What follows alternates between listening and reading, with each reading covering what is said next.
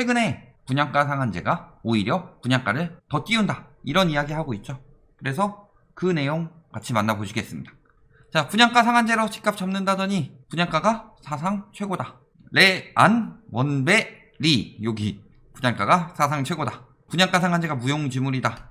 분양가 상한제 분양가가 허구보다 낮다는 공식이 깨졌다 하면서 분양시장 훈풍이 돌 것이고, 반값롯도 사라지고, 이 오른 이유가 공시지가 현실화 때문에 분양가 상한제가 무력화됐으니까 공시지가 올리지 마라.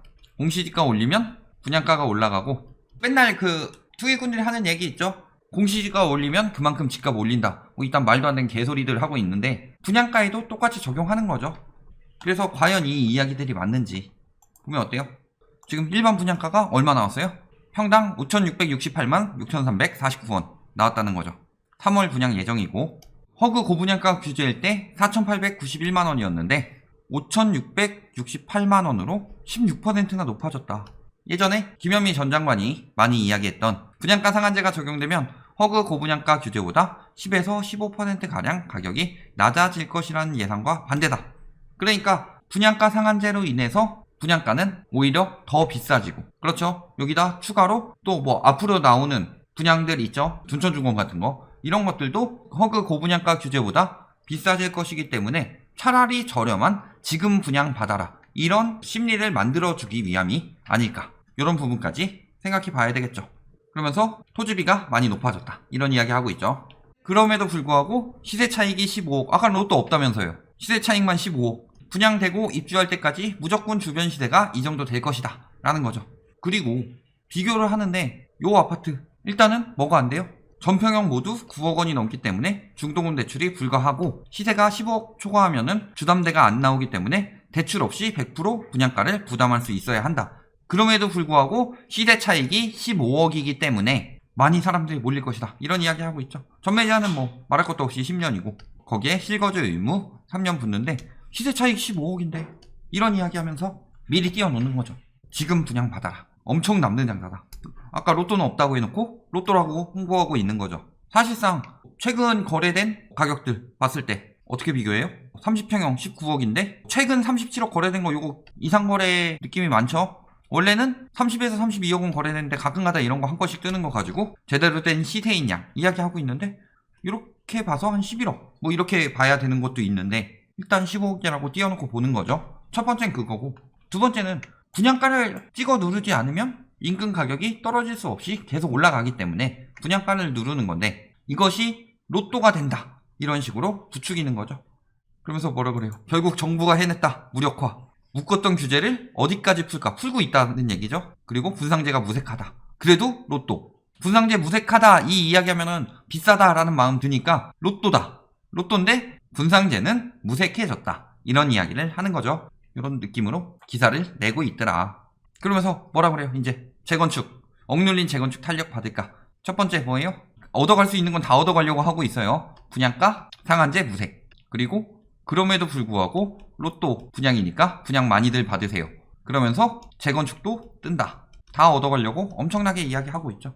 뭐 되레 득됐다 이러면서 둔촌주공 이야기 나오고 있죠. 4천만원 충분하다. 이런 여론이 생기게 되면 재건축 아파트도 가격 띄우기 들어가겠죠.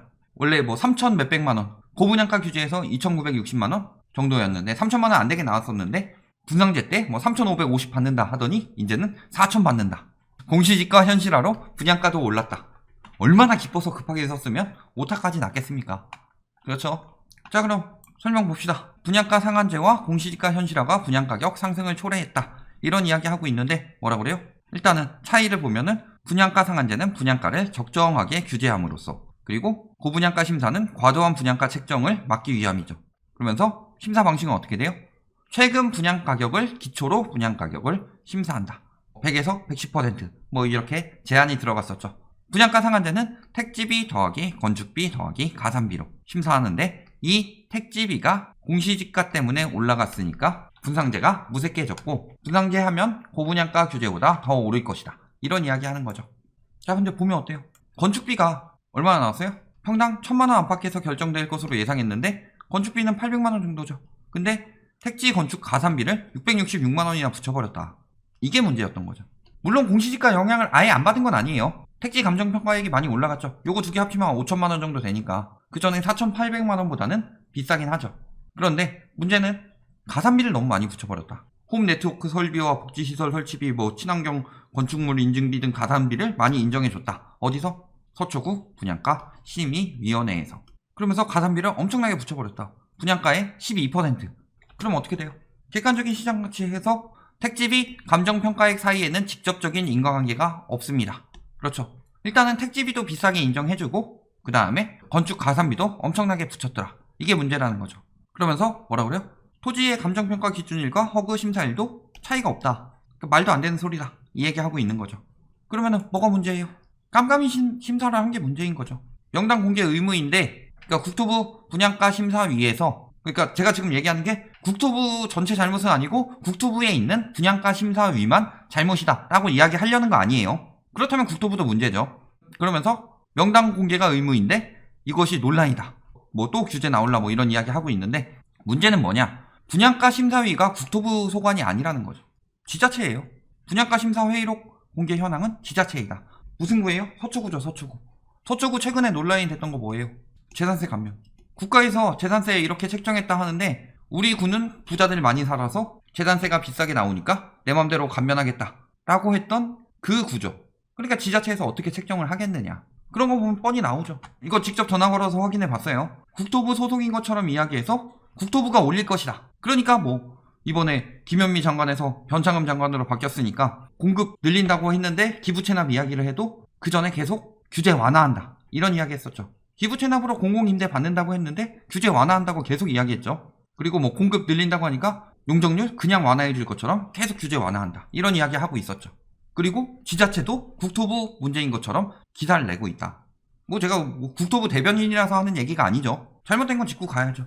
지금까지 행보를 봤을 때 재산세나 이런 것을 감면해서 지금 부동산 정책에 대해서 역효과가 나도록 만들고 있죠. 자, 그러면서 요즘에 뭐라 그래요? 양도세 중과 완화안까지. 사실은 비싸게 내준 지자체도 깜깜이 심사로 한 것도 문제지만 언론이 더 문제죠. 양도세 중과 완화안 거론하고 있다.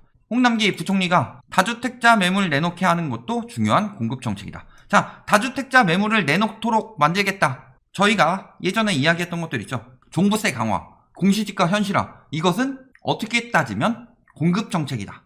이 얘기를 했었죠. 주택 공급에 대한 예고로 심리적 안정을 기대할 수 있는 부분이 있으니까 현재 세네 채 갖고 계신 분들이 매물을 내놓게 하는 것도 중요한 공급 정책이다. 자, 매물을 내놓게 하는 것, 요 얘기만 했는데 마음대로 양도세 중과 완화안을 기사들이 다 같이 모여서 때리고 있더라.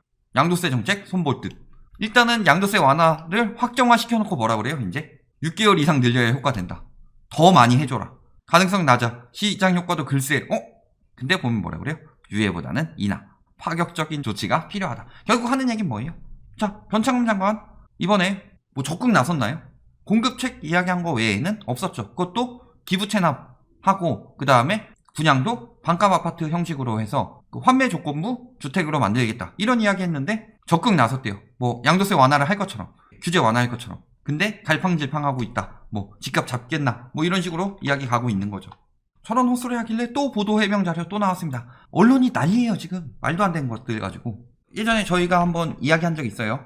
정책 효과 없는 것은 언론이 매수 심리 자극하는 게 굉장히 심하고 이에 따라서 정부나 국토부에서 적극적인 해명과 홍보가 필요하다라고 이야기하니까 요즘에 해명 자료는 굉장히 잘 내놓습니다.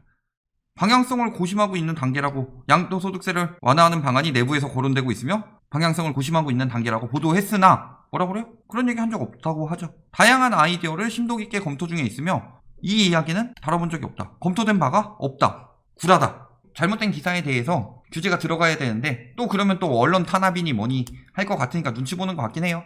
전혀 검토된 바가 없다. 자, 분명히 변창흠 장관도 완화하지 않겠다고. 불로소득을 가져가지 못하게 하겠다. 이런 이야기 하죠. 또 뭐라 그래요? 홍남기 부총리도 완화책 없다라고 이야기했죠. 대통령이 일단은 정책 기조를 유지하겠다고 여러 차례 이야기를 했는데 그냥 다양한 아이디어 하면은 완화, 무조건 완화 이런 식으로 이야기하고 있는데 말도 안 되는 소리를 하고 있는 거다. 이렇게 보시면 되겠죠. 뭐예요? 결국 안 돼. 안 바꿔줘. 바꿀 생각 없어. 빨리 돌아가. 이거죠? 안 바꿔준다는 거예요. 결론. 원베디 거기서 분양가 상한제의 문제점들이 드러났다. 첫 번째는 지자체 협력 문제이고, 두 번째는 깜깜이 심사 문제죠. 그래서 이런 부분을 보완해야 분양가 상한제가 제대로 탄력을 받겠더라. 왜냐면은 분양가 상한제를 바로 시행한 게 아니라 유예기간을 굉장히 길게 줬죠. 그러면서 충분히 꼼수를 다 마련해 놨더라. 그렇다면은 지자체 협력이 아니라 분양가 심사를 어떻게 해야 돼요? 국토부 소관으로 하고, 깜깜이 심사 같은 경우도 예를 들어서 가격 발표 전에 투명하게 해야 되죠. 이거 이권 개입되면 안 되죠. 누가 얼마를 책정하고 이런 자료를 만들어서 정당하게 했다는 것을 투명하게 보고되고 나서 그 다음에 그 가격이 통과되도록 하는 제도가 필요하겠더라. 두 번째, 분상제 완화니 혹은 양도세 완화니 언론의 거짓 보도가 심하죠. 이 부분에 대해서도 확실하게 이야기돼야 되겠죠. 거짓 보도하는 것을 또 언론의 자유를 침해한다느니 이렇게 나올 수가 있으니까 한 가지만 알고 갑시다. 장관이 바뀌었다고 해서 정책 기조가 바뀌진 않는다. 왜? 수요 억제 정책을 유지하는 상황에서 플러스 공급이 들어가는 거죠. 공급을 늘리기 위해서 수요를 풀어준다는 건 말이 안 되는 상황이다. 그렇다면은 여태까지 해왔던 것들이 실패라고 인정하게 되는 정치적 목적으로는 그렇게 되는 거고, 사실상 효과도 다 사라지게 된다. 따라서 그런 부분은 걱정하지 않으셔도 되겠더라. 만약 진짜로 완화 정책을 쓴다면은 엄청나게 깔 거예요. 저도 엄청나게 깔 거고, 그것을 모를 리가 없더라. 그런 부분 꼭 생각하시고 완화책은 없다, 이렇게 생각하시면 되겠습니다.